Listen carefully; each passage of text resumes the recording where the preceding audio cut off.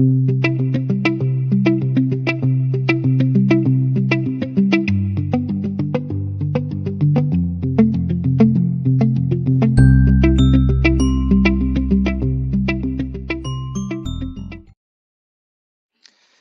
evening and welcome to the Passionate Professional series. My name is Tunde Koi and I'll be the host of this evening's episode.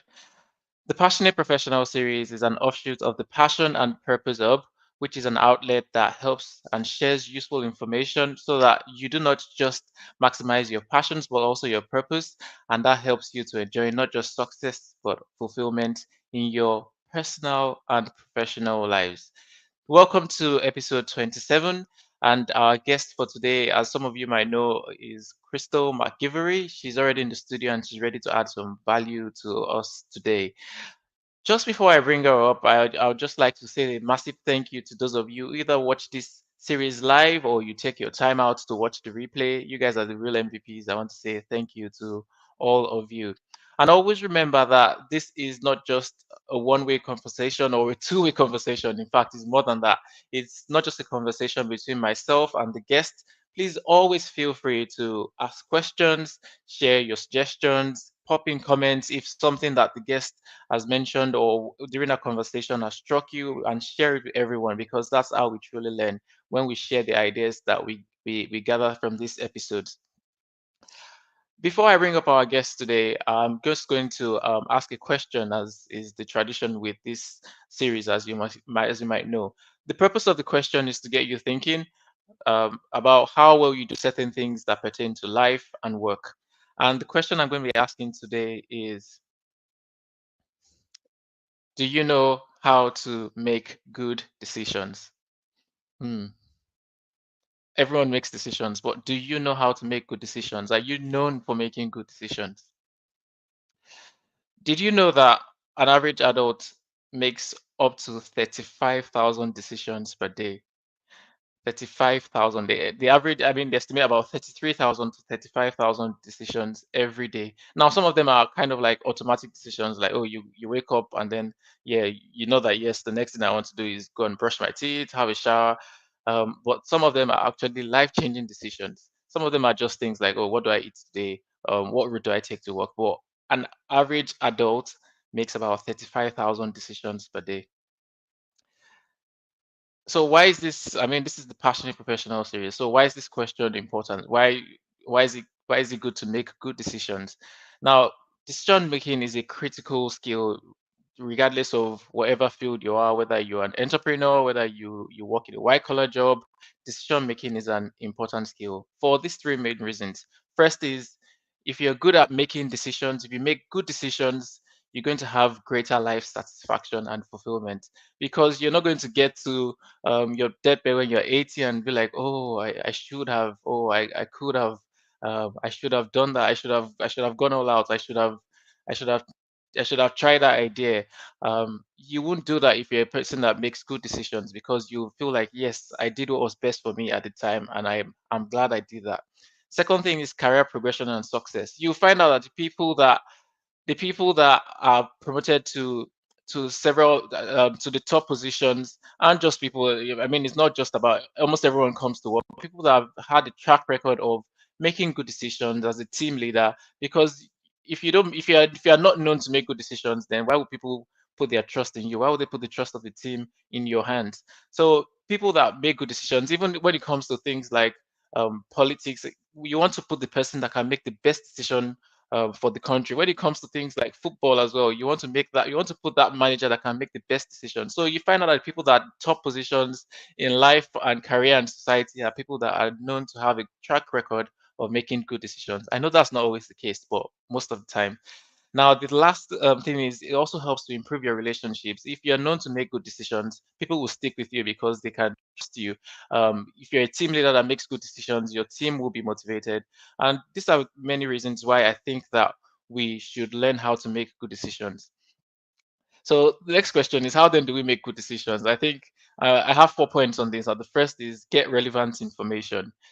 You need to get relevant information before you make a decision. I mean, I work in healthcare, and we use the concept called informed decision.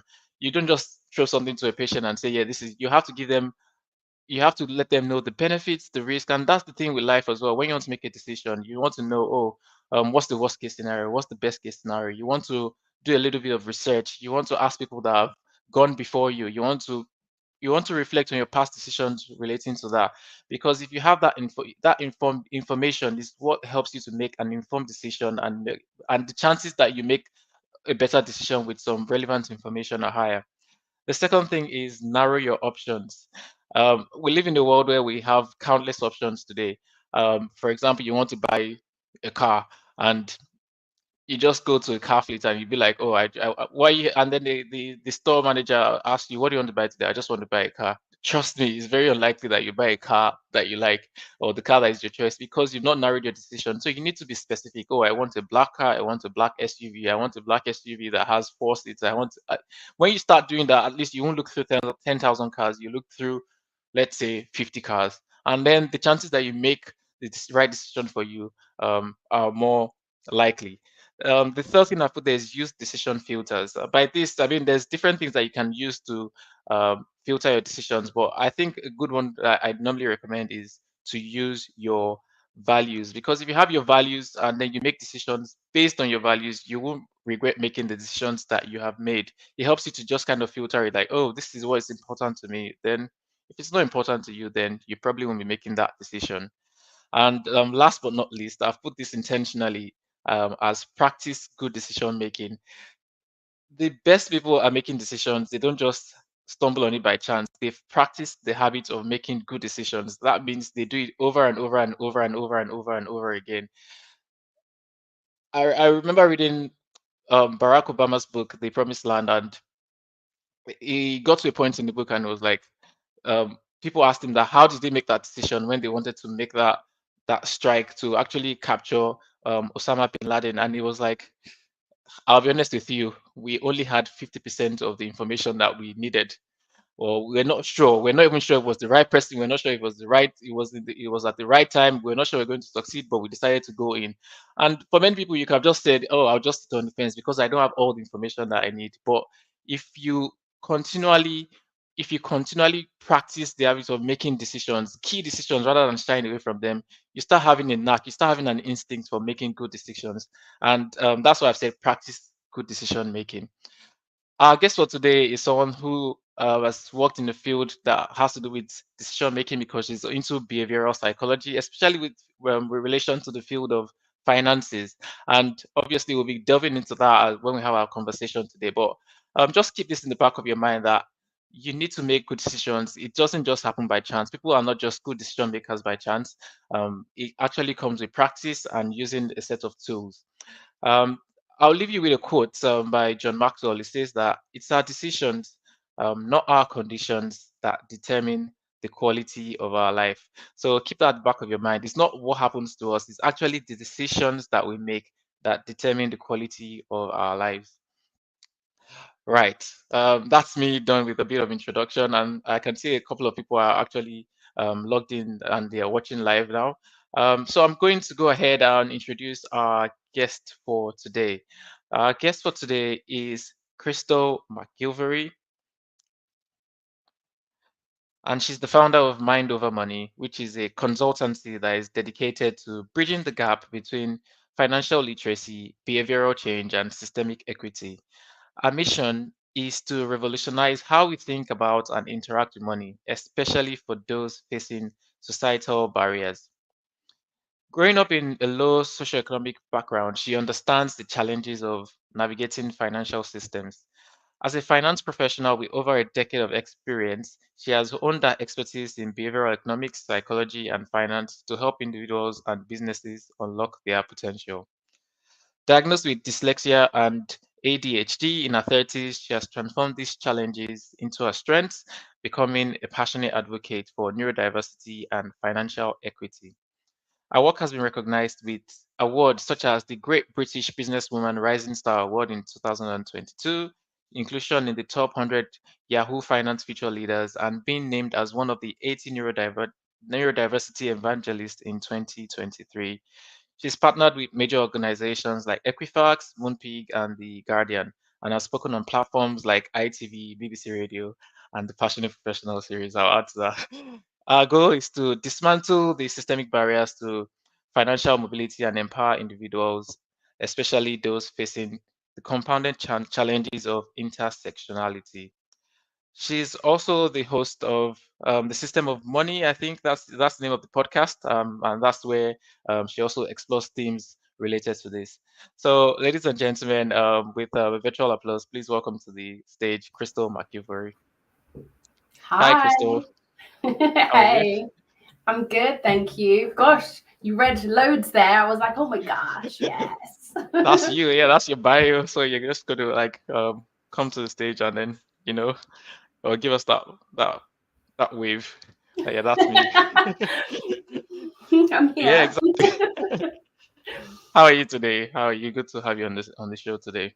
Yeah, I'm good. It's the first time doing a podcast on a Sunday. So, yes, it's the Mm. first. Well done, Yeah, you. there's always a first for every time, for everything. Yeah, this is my 27th episode on the Sunday. Lovely. But yeah, good to have you. Um, right. So I've just read out your bio, and I've actually met you before in person. And it was kind of funny. I've met this person before, and I realized that I'd met you at the Black British Business Show, and then I saw you Oh. somewhere else. I'm like, oh yeah, that's where I know you from. But for many people, this is the first time they are meeting you. They might have probably come across your work before. So, tell us some things that are not on the bio about yourself, so that people can get to know you more. That's not on the bio. Oh gosh, okay. That one requires me to remember everything you read. So I worked in the creative industry, I guess. Chartered accountant, so SEMA qualified. So worked in advertising, the creative agencies, technology. Did that for 15 years and quit that in 2018 to start my own thing. Um, yeah, that's what comes to mind straight away. Gosh, you put me on the spot there. Something that's not on my bio. Where did you grow up? Where were you born? Born North London. Yeah, grew up in North Okay. London, um, and stayed for studies, and then ran away in 2018 for a year and a half to travel the world on my own. That was Mm. fun. Yeah, always is. And your name, Crystal. Mhm. Tell us who's who's who's named you Crystal? And I mean, it's the first time I'm seeing that spelling. Is it just me that I've not come across many, or is it unique? It's not very common. I've come across maybe Okay. one or two other people. I can't remember what show. It's either Dallas or Dynasty, a show from back in the 80s. My mum Mm-hmm. loved it basically. And Okay. yeah, there was two girls she was going to name me after and chose Crystal, who's meant to be the nicer character. Mm. And then took the spelling from there as well. So yeah, Okay. that's where it's from. So yeah, you're right. It's not the most common. And whenever I have to register for something and they assume how it's spelled, I'm like, have to interrupt the conversation to be like, by the way, you're going to spell it wrong. Always. Always. Oh, nice, nice, nice to meet you, and thank you for honoring our invitation on the Passionate Professional series. Now, I'm going to ask you a question, which is probably your ticket onto the show, because this is the Passionate Professional series. What is it then that you're passionate about? I think if I was to step back and kind of zoom out from all the different things I'm doing, I think the main thing that really motivates me is getting people who don't think things are possible to see that it is possible, and Mm. where I can, so whether it's through my coaching or mentoring or training, taking them on the journey or getting them closer to do that, whatever the thing is.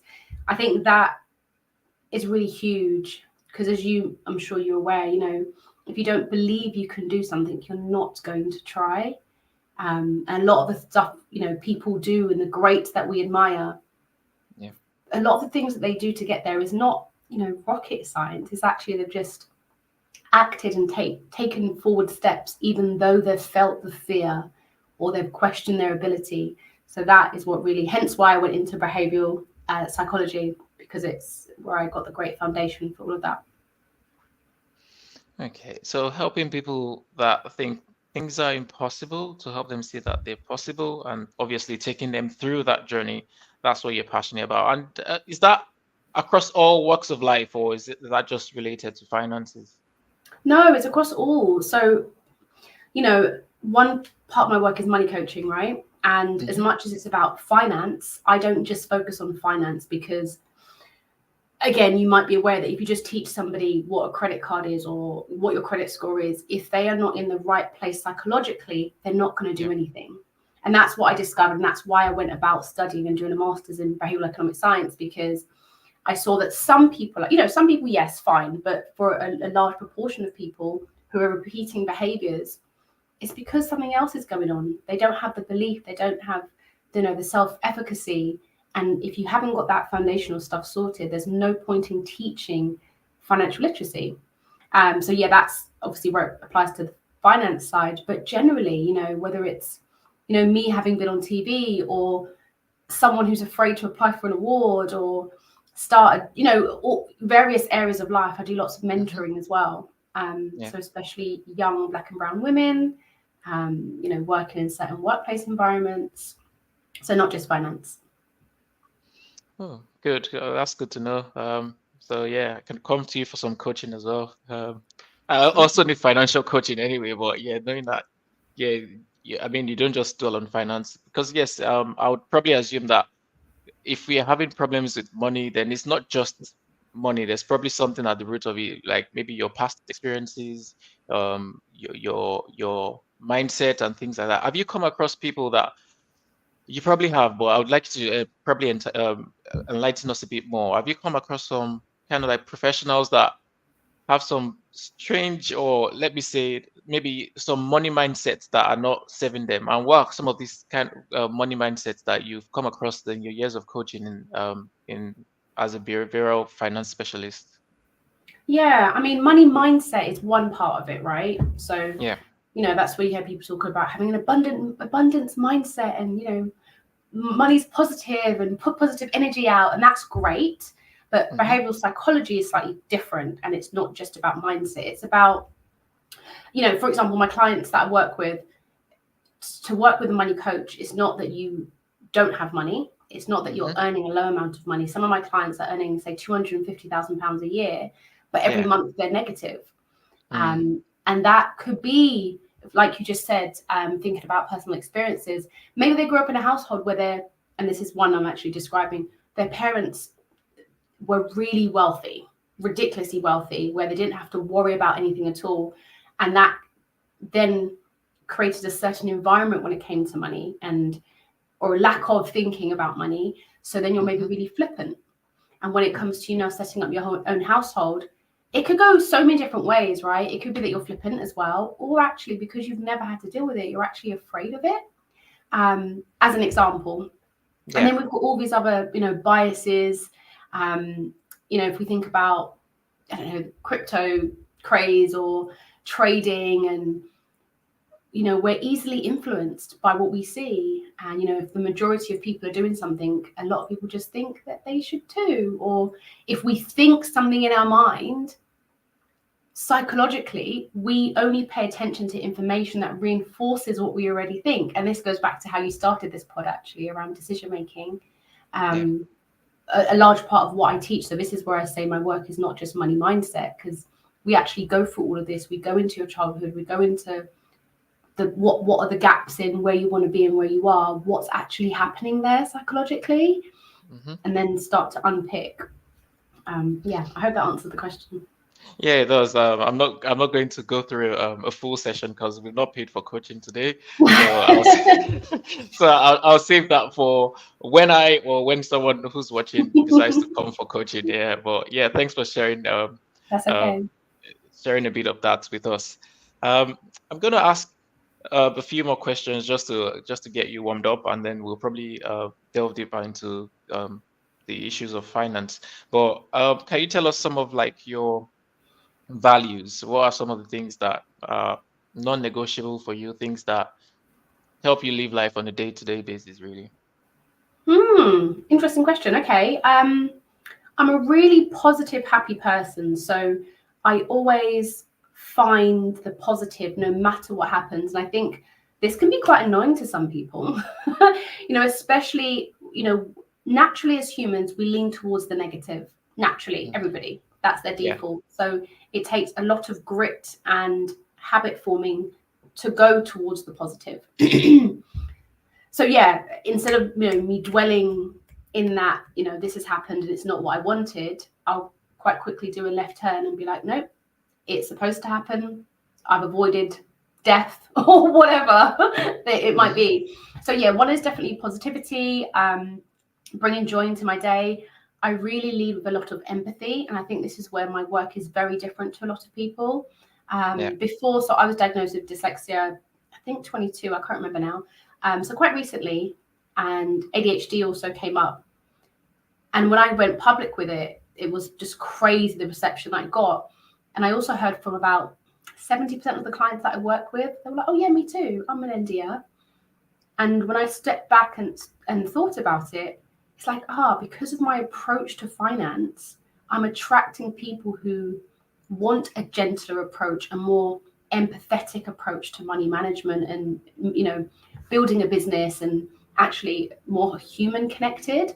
I know there's a lot of people in the finance space that are really quite harsh, and there's a big group of people who are just crippled by that, and it just makes them hide away. And there was an amazing piece of research into shame and stigma, and the spiral it creates. And some finance professionals who are quite harsh like that, and it works for others. Some people love that and it works for them, but there are a group of people that it doesn't work for. So that's where me being empathetic naturally actually works really well with how I've gone about this stuff. Oh, wow. Positivity and empathy, some of the values that you hold. And I think we all need people that are positive and people that are empathetic in today's world. You need someone that can walk in your shoes, can feel what you're feeling. And obviously, with all the negativity spiraling across the world, you just need that ray of light. So thank you for first choosing those values and then living them out. How about habits? How about what are some of the things that you kind of like do on a day-to-day basis that's become like habits for you? I'll just add into that last one, actually. I'm also very direct. I don't know if that's a value, but I'm very direct. So as much as, positive and empathetic, and I understand, I'm going to tell you what you need to know, which, is needed. In terms of habits, I gym every morning, and that's definitely more of a psychological thing. My mind, I need to be stimulated, woken up. I feel proud of myself that I've done it. So I start my day feeling good about me. So that's really important. Other habits, I plan my day, plan the coming day the day before, plan my week ahead, top line, and obviously get granular in terms of time blocking. I don't know if anyone's heard of Notion. It's my best friend, the app. Oh, don't it. So what do you use the app for? Sorry, is that for planning your day or something? The Notion app? Yeah, Notion's just this great software. It's a bit like Asana or those kind of platforms, but it's database based, and I've just built everything on there: planning, project management, client management, everything. But it just helps you stay really organized. Nice. So I'll check it out. Yeah, and I think, like I mentioned to you before, I draw. So trying to stay in the habit of drawing every week is really important, because that's the time I can switch off from all this really, logical thinking and planning and being serious. Yeah, I think especially if you're a creative, you need somewhere that you kind of like continually express yourself, whether that's writing, whether that's drawing. Otherwise, you just feel kind of like drained. So you need something that helps you. I'm sure you might just be drawing, but then that's when your ideas keep popping up. But yeah, everyone needs to find a creative outlet. We'll come to drawing in a bit. I think I've managed to gather a few of the things I found that you've drawn. Uh, let's go on. Now we're probably going a bit deeper now. So could you share with us, if you're comfortable enough, with it, a challenging or a difficult time in your life, and how you handled it? Because as I always say, it kind of helps to encourage people. I mean, it's easy to share our successes, and everyone is like, yeah, but sometimes there are people that in that situation that it's by sharing your challenges that you actually encourage them that, oh, if Krystle did this or if she's gone through this, then uh, I could do it as well. So if you have anything that you want to share with us, that would be great. I think one maybe I'd mention is kind of a business relationship not working out too well, and really not knowing how to navigate it. When you go into a business with somebody, especially for the first time, you kind of, a lot of people go into it quite naively, and especially depending on the relationship you had before, you might not put certain things in place, not expecting them to go left. And I mention that because it was a really hard time mentally to go through that process. And yeah, in terms of how did I get through, it's just leaning on what I know are tools available to me. So I've been working with a therapist for, I think it must be 6-7 years now, on and off, but yeah, just leaning into her to help flesh out some of the thoughts I was having, to make sure I'm understanding what's going on correctly and the best way to approach it. And yeah, it difficult situations like that push for you to lean into just being confident, or courageous actually is a better word, and trusting yourself, which again, without going into too much details about the situation, but some situations can force you or cause you to question yourself and question what you're thinking. But yeah, that would be one. Yeah, I mean, I know you've just talked about it on the surface, but yeah, I would assume it must have been a challenging time, because I mean, some people do not tend to realize that business relationships are also as important. I mean, if your business relationship or your partnership doesn't go well, there's that initial feeling of loss, of separation from perhaps someone who's been your close friend or ally before, and then maybe some financial loss as well. So it could really be challenging. But yeah, I like that you mentioned, or you touched on therapy, because many people feel like that's life, you just go through it. But yeah, there's also that importance of speaking to someone about it. I think they call it catharsis, like letting out your emotions, and perhaps speaking to someone professional who can actually observe you and then give you feedback on how you can improve. Then yeah, you talked about leaning on what you know and then trusting in yourself. So if anyone's going through that, I don't know who, there might be someone who's probably having a hard time with maybe a business partner or maybe a life partner, but yeah, you can pull through it, is what we would like to tell you today. So let's go to the brighter side and talk about some of your proudest moments or some of your biggest achievements. Proudest moments and biggest achievements. I think being on ITV tonight was fun. Yeah, that was my first time on TV, and yeah, it was great. And it was to talk about buy now, pay later. So totally, behavioral psychology and what's happening and why people are doing what they're doing at the peak of the time that people are really struggling with it. So that was great. And winning all the awards as well was always a surprise. It's like, what? You chose me?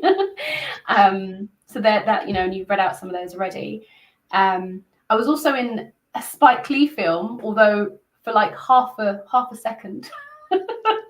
Okay, that still counts. Oh yeah, of course. It was a lot of fun. And I'm sure you still got paid for it, did you? I did get paid. Yeah, it was on set for Yeah, 50 so hours. Yeah, got I've paid. managed to pull this up. This was, is it the Great British Business? I Yes, mean, it's a tongue twister. Great it British is. Businesswoman Rising Star Award. Yeah. How did you feel winning this? I mean, it was huge. It's a big award. There was I don't even know how many people were in the room. It must have been like 300 to 500. Yeah. And yeah, to be chosen out of however many people would have applied, given how many people were there, yeah, really amazing. I was actually really surprised. And I took my mum along with me to the award show, and yeah, we captured me hearing my name, and yeah, really nice. Nice, nice. Did that put some form of pressure on you? I mean, I'm looking at it from like maybe a footballer's perspective. You say, "Oh, this is a rising star," then it kind of puts pressure on you, like, "Oh, everyone is expecting this of me." Or did it make you feel that way in any way? No, not at all. Oh, No, I think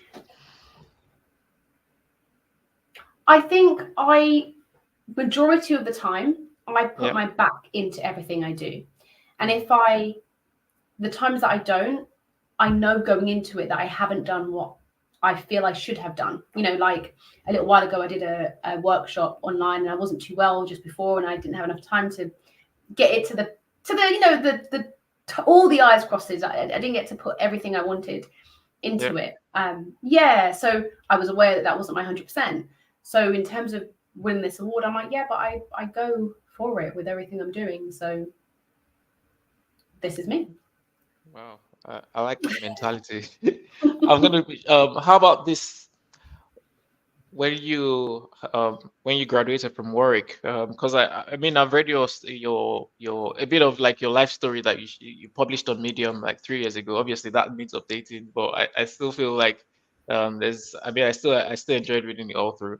Um, in terms of going back to school, because I know like when you had your first degree, yeah, I'll come to that in a bit. Like yeah, I think you had some challenges in your final year and things like that. How did you feel going back to school? And then yeah, graduating with a master's in behavioral psychology.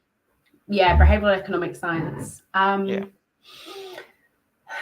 I was shocked to have been accepted at first because my first uni wasn't, a great uni compared to Warwick. So that was the first shock. And then actually not having studied like this for so long and then to do a master's, which if anyone's done it, it's really intense. And I did it in 1 year whilst I was running my business. So Mm. I'm not afraid to say there were tears and times I wanted to throw my computer out the window because I had to do coding. Oh no. So yeah, it was really challenging as well. And I was at uni when I was diagnosed with dyslexia actually, because I started to see some challenges. I was just struggling with some things, and I was like, why am I struggling here? So yeah, I went and spoke to somebody, and then pushed and got myself assessed, and that was helpful. As you get extra time for some things, and then yeah, to pass, and I was like, oh, damn, I did that. Yeah, and it's just lovely, as we all know, when you set yourself a target, you set yourself a goal, you go through the hardship, and then you come out the other and just like, I need to celebrate this. Yeah, definitely. We all need to celebrate. Sometimes we just be like, oh yeah, everyone is doing that. There's nothing special, but sometimes we need to actually take some time out and celebrate these small wins because I mean those moments, those precious moments, they only come once in a lifetime. So why not enjoy them as well? Well, I think the percentage of Black, Asian, etc., well, Yeah. definitely Caribbean, who have a master's is ridiculously low. I'm sure it's less than 10% in the UK. And I'm just going to plug my cousin. She's on her second master's, so I don't know what the statistics would be for her. Mm. You briefly touched on that was what I was going to ask you next, your neurodiversity story. And I think I want to hear a bit more about this, how you got diagnosed with dyslexia and then ADHD. And basically, how has it impacted your life? I mean, for some people, I think there's two ways to it. I mean, some people do not want a diagnosis that supports neurodiversity because then they feel like it changes the whole trajectory of their lives. And some people actually want a diagnosis and then just so that they can, I don't know, for some reason, like, oh, um, get an attachment to diagnosis and say, well, I've got this, you need to make provisions for me. But I just want to know from your own personal perspective, first, what did you realize all through your life that um I think I'm quite different, or was it just when you're doing your masters that you realized that I think there's something different about me? And then how has the diagnosis impacted your life? As I mean, do you think it's impacted your life for the positive, or what? Just your own personal perspective, because I know many people have different stories to tell, but share your personal story if you can, please. Yeah, really good question. And it's very topical. And I think your approach to the question is really important as well. Personally, yes, I was aware of some kind of something, but I wasn't, in no way did I associate it to neurodivergence. Not at Mm, all. And I think that's because of many reasons. Me coming from a West Indian family, that's not something we talk about. It's not a thing, right? And if it was, or if it's shunned, so it's an embarrassing thing. It's not. We don't want it. We don't have it. Total denial and reject. So I wasn't aware of it even being an option.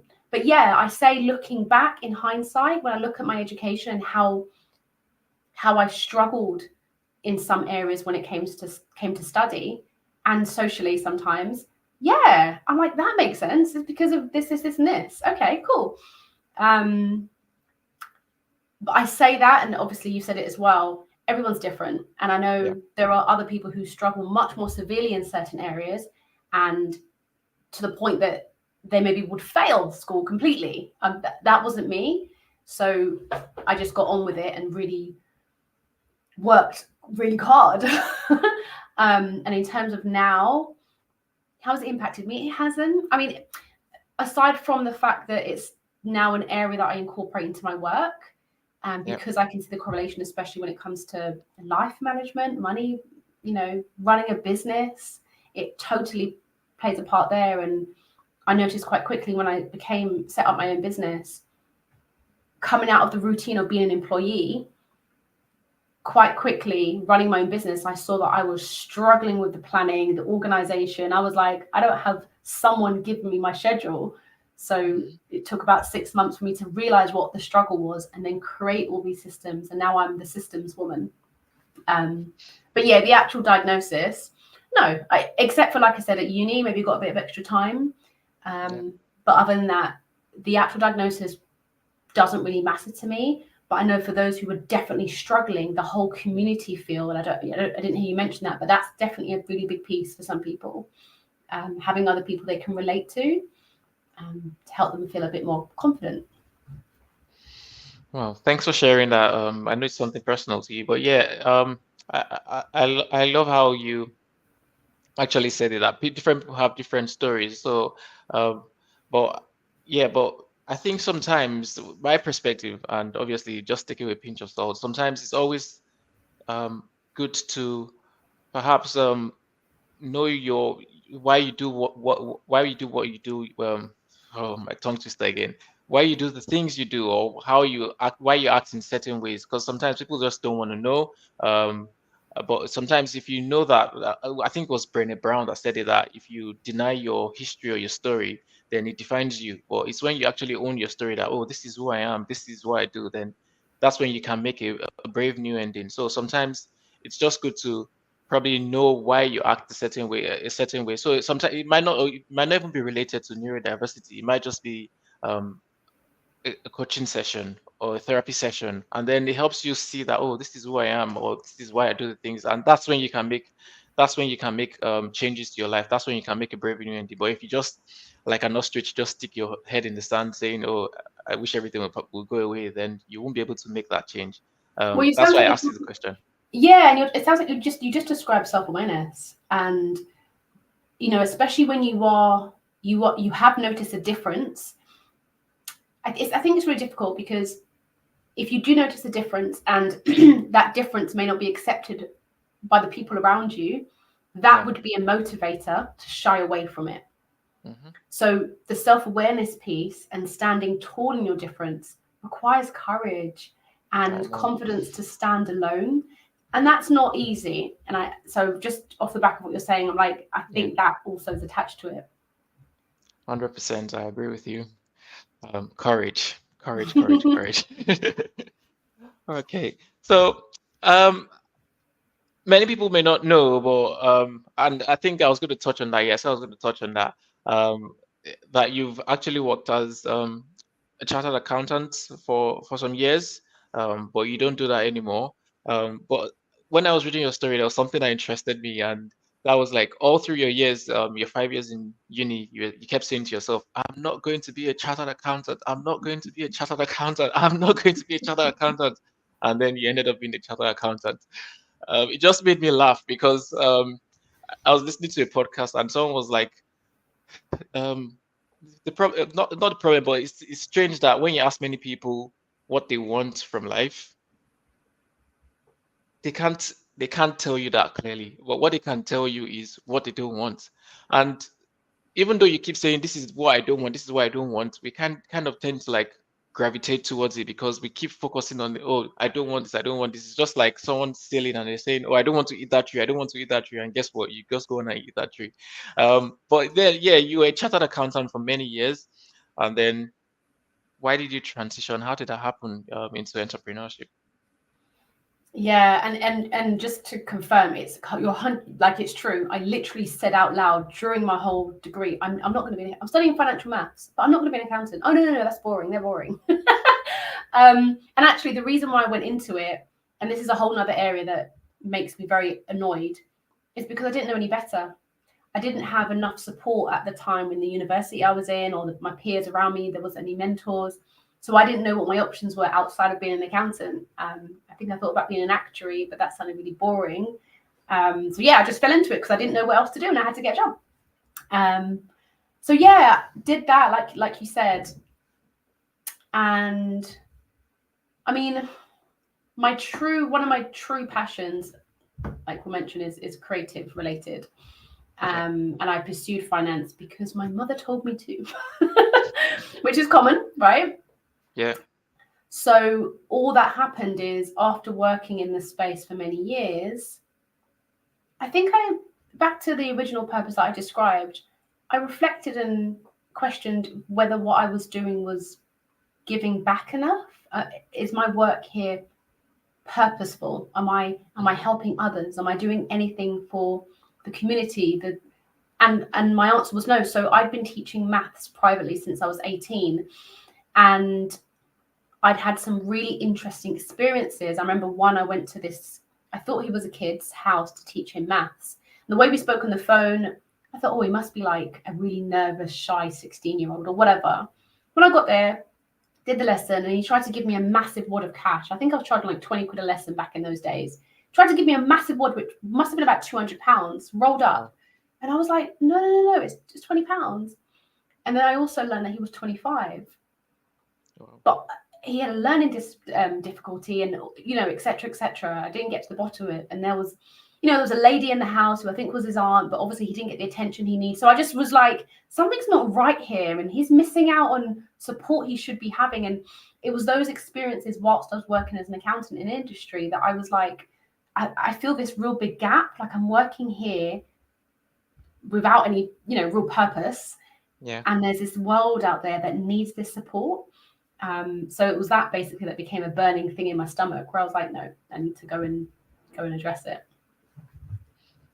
Well, thank you for sharing that.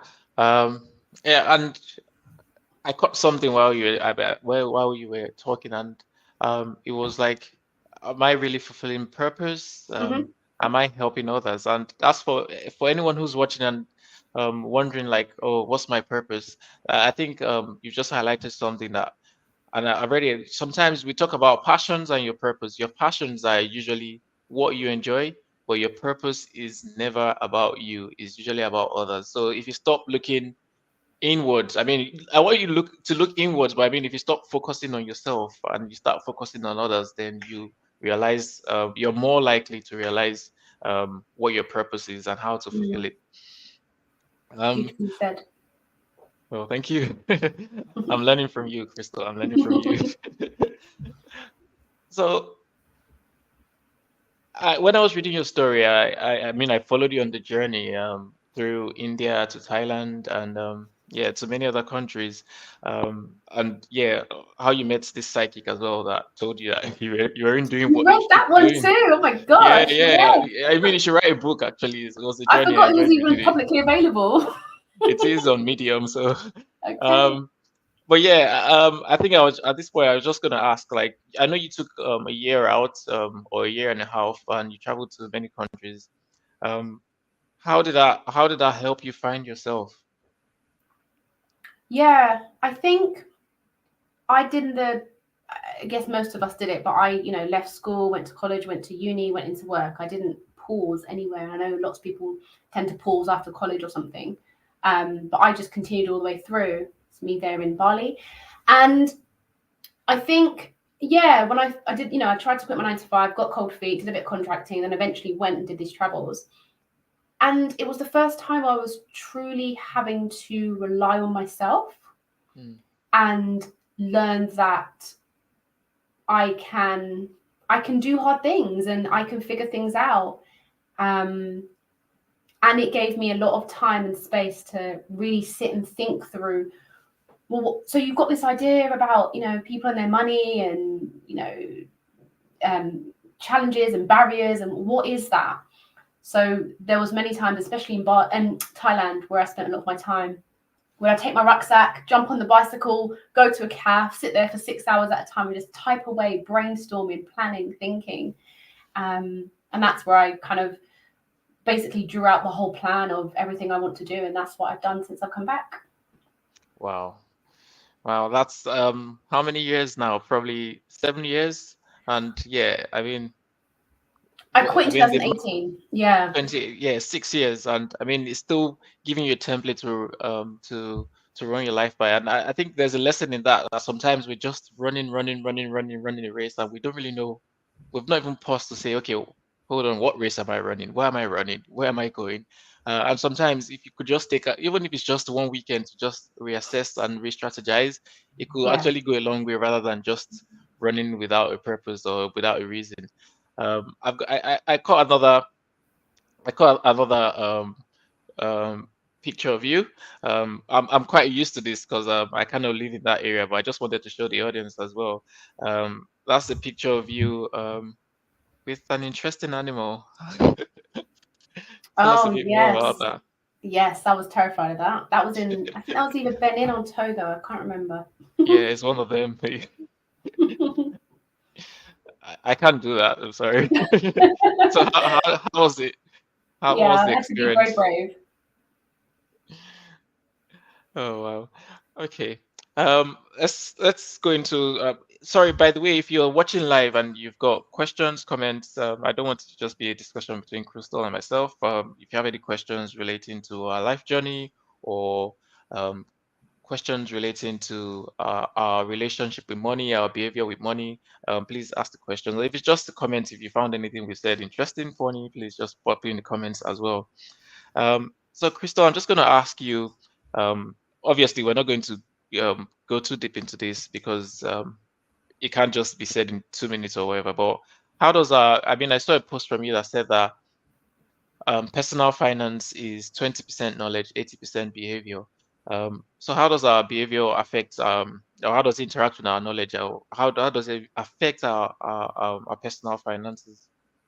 I guess one way of thinking about it is everything we do is governed by what we believe, how we feel, the thoughts we have, and who we are today, of course, is a result of everything that we've experienced up until this point, right? We learn things, whether it's from a workplace, whether it's from our family, things are reinforced, we're influenced by the media, and all of that brings us to who we are today. And there's no reason why your finances, your decision to move money from your main account to your savings account, why that would not be influenced by how you feel. Hmm. We often talk about this in people who are overweight as well. And it's an area that there is attention, not enough, but the psychological side of people who are overeating. And it's the same Yeah, with your money. If we think about impulse spending, yeah, even when you're really sad or really happy, you could impulse spend, and that might be the reason. Either. yeah. So yeah, in a nutshell, that's a way of quickly summarizing it. And as you know, I could talk for about 16 hours on it. So I'll try and keep it concise. So are there some, I think the word is habits. Are there some habits that we can install or incorporate that would put us in a better stead with regards to our personal finances? Yeah, I mean, that's a big question because it's like, what area? But some that I Yeah, think pop up often are, like I just said, saving, for example. We know the habit of automating your savings. I think one area that I do a lot with people, I don't know if you've heard of body doubling or accountability, co-working. okay. Yeah. So it's you've got this big scary new thing that you've got to do, doing it on your own. It's like, oh, I'll push it off till next week. But even a simple task of having, some might call it a money date, where you join forces with somebody and maybe every Sunday morning for an hour you guys sit together on a Zoom call and you say, okay, I'm going to check my app or Mm, whatever it is. Things like that. You said it earlier, I think, in a similar way. It's taking time to identify where you're lacking, where you're struggling, and putting whatever you need to put in place to make the thing you want to do easier. So in behavioral psychology, we talk about removing frictions, and when they talk about putting frictions in to stop certain behaviors. But yeah, there's a friction there. Yeah, what can you do to get rid of it? Yeah, let me stop here because I could just keep talking. Yeah, well, I think I like that. Yeah, having an accountability partner. Yeah. And yeah, I like the friction thing. Putting friction. So, for example, leaving your cards at home, or Deleting your app. deleting your app that makes you spend. Yeah, like I think there was a time when for some reason my phone was going through or could not install an update, and I couldn't use my phone to pay for things, and it actually made me think about the things that sometimes I just go there and I'm like, oh, I'm with my phone, I can't pay with my phone, and then that's the friction you're talking about, like. But sometimes we actually Yeah, have to put that in place. a Sometimes hundred to stop percent. us.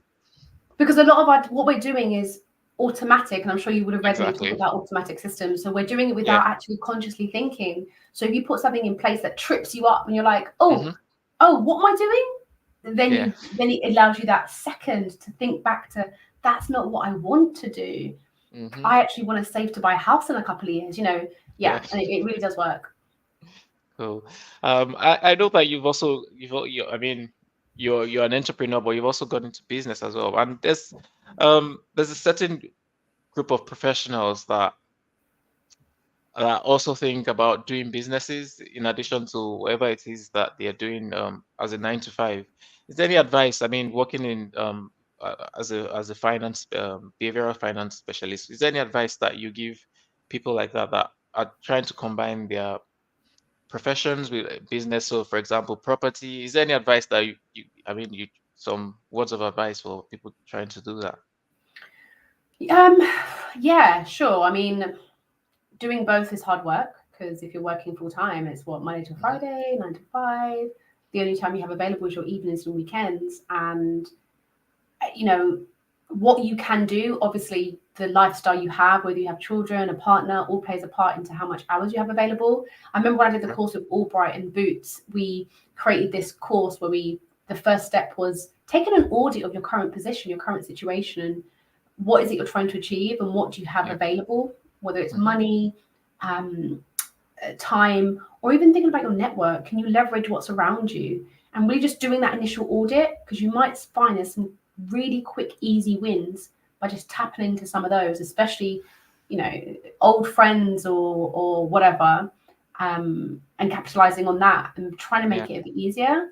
And then, I don't know, it's another conversation about when to go into that full time. But I think initially it's doing that audit piece and trying to be as efficient as you can. Yeah. um, yeah. Yeah, and I think something that you mentioned earlier, I think is also important because a lot of people feel, oh yeah, if I got a job, I can just simply go into property, or I can just simply, but it's not as simple as that, is it? I think you said it earlier, and you said that you realize that you have to put systems in place, and I think that's something that I think most people that want to go into businesses need to realize, that you can't just dabble into businesses. You have to put systems in place, because without systems, you just be. I mean, and if you're combining with a 9 to 5 as well, you probably just run yourself over. But yeah, I think setting up systems to make sure that, oh, even if you're away, even if you're on holiday, something is still happening. Otherwise, I mean, you just burn out.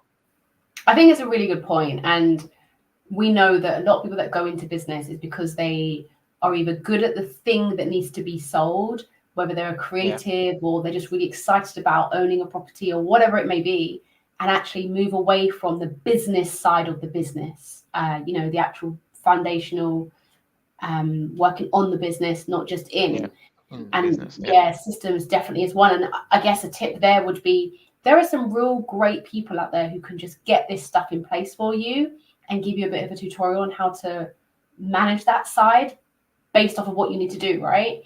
yeah, So I say lean into doing that. It makes a massive difference. 100%. I agree, 100%, 100%. Oh, I think I said to you at the start that you wouldn't realize how 1 hour is just going to fly really quickly, and we have just 5 minutes to the hour. So I think in this last 5 minutes, if anyone asks a question and they pop it on, I would ask that very quickly. But I think we're just going to have a bit of fun in the last 5 minutes. So when we're talking about hobbies, you mentioned something about, oh, your creative outlets. You mentioned something about drawing. Um, Now, this is a masterpiece. So when did you draw this and where is it now? Is it in some museum somewhere in France? Where is it? Thank you. It's actually on the wall behind me. Thank you very much. This is a piece with acrylic paint. Yeah, I love it. I love drawing portraits. Wow. How many of them have you done? I haven't counted, but I've been doing art. I did art at GCSE, although I failed. Well, in Um, someone's opinion. in someone's opinion, I mean, in art GCSE, if anyone's done it before, they want to see the journey to get to the final piece. I didn't care about no journey. I just want to do my final piece. Okay. But yeah, I stopped for many years, and then I started again and kept it very private, Mhm. because my artwork it's my emotional expression. Yeah. So I was very private about it, and then someone about 15, 20 years ago was like, "Why don't you share?" So yeah, now I do Why don't you commissions and all share? That sorts. sounds like my son. Like sharing is caring. You should share that. Yeah. Now, this is also a picture of the great Spadiba. What was going through your mind or when you painted this? Was it just another painting, or did you feel a greatness No. or when you were Yeah, doing I this? just read his book, and I was like, so I was never into history or anything. And so Hmm. obviously I leaned into the arts. But Yeah. yeah, I read his book and I was like, oh my gosh, what? So I tend to try and draw people like this who Yeah. mean something, who have some kind of story, or find a picture of somebody where I can see something in their eyes, basically. Hmm. And Yeah. obviously he had everything. So yeah, that's a really important piece to me. Wow. Yeah. I mean, is a really great man. I've read the book, and I think the book made me cry. I cried at the end. Yeah, for It was the sure. audiobook, so I mean, at the point when they're singing the song, I was like, "Oh, where's the tear coming from?" So it's coming. But yeah, yeah, everyone, if you haven't read that book, Long Walk to Freedom, I think it's called. Mhm. You should. I mean, I think I love listening to audiobooks because then you feel the tension when they went to the war. But if you're very, if you read books and you can paint pictures in your mind as well, that's also that will work as well. Yeah. Um, I think I still haven't got any question from anyone, so we're going to play a game now. If it works, hopefully it does. Okay. Okay. Let's see. So this is a game that is going to just Look ask you random questions. at you being lazy, not doing the work and getting the questions yourself. Oh no, just random questions. So what's your least favorite chore? Oh, least favorite chore, folding clothes. I know someone my wife doesn't like that as well. But I just love it. I think it just makes everywhere better, doesn't it? It's so boring. Like, just be I know, folded I know. already. Well, okay, let's go for another one then.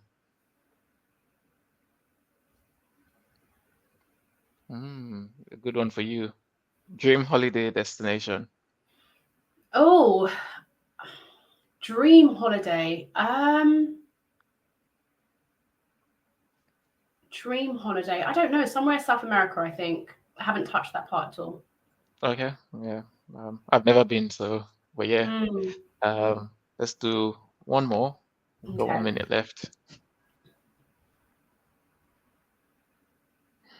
Ooh, the difficult one. Well, not difficult, but if you knew you were going to die tomorrow, what would you do today? Oh gosh, that's difficult. I know. Call people that I love and tell them. I don't think I say it enough. Well, yeah, many of us don't. I mean, we don't say as much as we should. Mm, Um, but yeah, I think we all should actually tell the people that we love from time to time. Just tell them how yeah, much you love them, because who knows, exactly. tomorrow, next week, who knows when we're going to leave. But yeah, we've come to the end of a very, very enjoyable session. Thank you so much, Crystal, for coming to share your journey, to share what you're passionate about, helping empower people, and especially the marginalized people, um, in terms of their financial knowledge, their financial mobility and stability, and also sharing your own personal journey, with your neurodiversity journey. And yeah, for giving us some free tips without paying for coaching on some things that we can do to to make sure our personal finance is in a better shape. Thank you to the people who are watching live as well. I can see some eyes looking at us, but I don't know who they are. But thank you so much for watching. I hope you've enjoyed the show as much as I have. Obviously, we will be meeting again same time, which is going to be the last Sunday of the month. And as I always like to close, till the next time we meet again, make sure you keep living with passion and purpose. We'll see you later. Bye, everyone. Bye. Thanks, Krystle.